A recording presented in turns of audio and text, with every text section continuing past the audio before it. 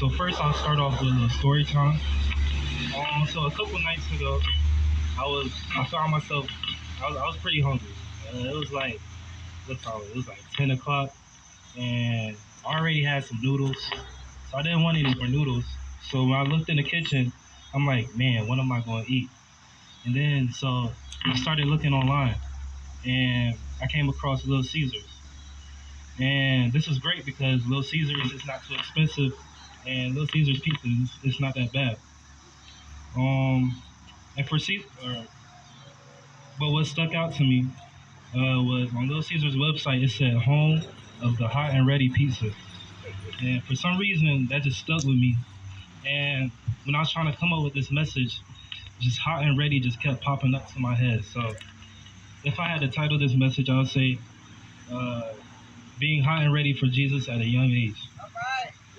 All right. That's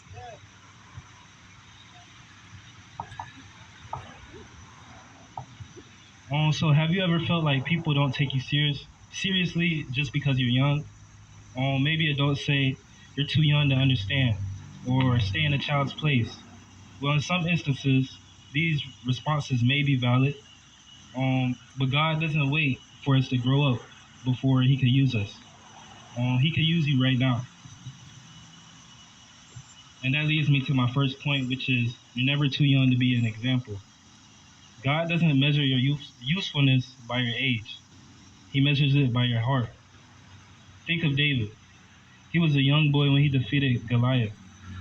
Nobody believed in him, but God did. You could be an example in how you talk, how you walk, how you treat people, and how you live. And this may cause you to lose some friends. They may think, "Oh, you're so lame now." But wouldn't you rather be lame in heaven than cool in hell? But let me tell you something. Well, and that takes me to my second point. Watch out for distractions. I be on Instagram, TikTok, YouTube, Netflix. I'm sure all y'all do too. These are all things I like to watch during my downtime. And I'll be lying to you if I say I didn't spend too much time. But that's something that we have to work on. Especially with our generation. I'm not saying that social media is bad, but when things take more of our attention than God, it becomes a distraction. We spend hours scrolling, but only a few minutes praying or reading the Bible. That's like feeding your body junk food all day and expecting to be strong. You end up weak. Another distraction could be like I was saying earlier, your friends. Sometimes the people we hang around influence us more than we realize. If your friends are always pushing you to do things against your values, like lying, cussing, picking on people, they're pulling you off course. You should ask yourself, are my friends pulling me closer to God or further away? Comparing yourself to others is also another distraction. We see other people's lives on Instagram, TikTok, and we think I'm not good enough, smart enough, or popular enough. But distractions through comparison may forget. But but distraction through comparison makes you forget what God has for you. God has a calling on your life. Like you were saying earlier, everybody has a gift in here. When Peter took his eyes off Jesus and looked at the waves, he started to sink because it was a distraction. A lot of times, teenagers think, "I'll serve God," or I'm sorry, I'll go to my third point, which is God wants to use you now. A lot of times, teenagers may think, "I'll serve God when I'm older, when I graduate, when I have a job, when I know more about the Bible." First of all, you can't have this mindset because tomorrow isn't promised. And secondly, you don't have to wait until you're grown.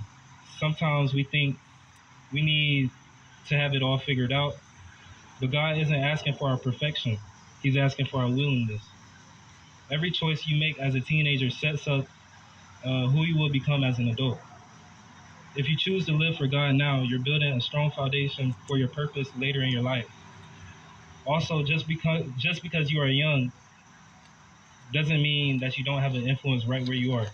You could be a light at your school, on your team, at your job, or even on social media. Matthew 5:14 says, "You are the light of the world. A town built on a hill cannot be hidden."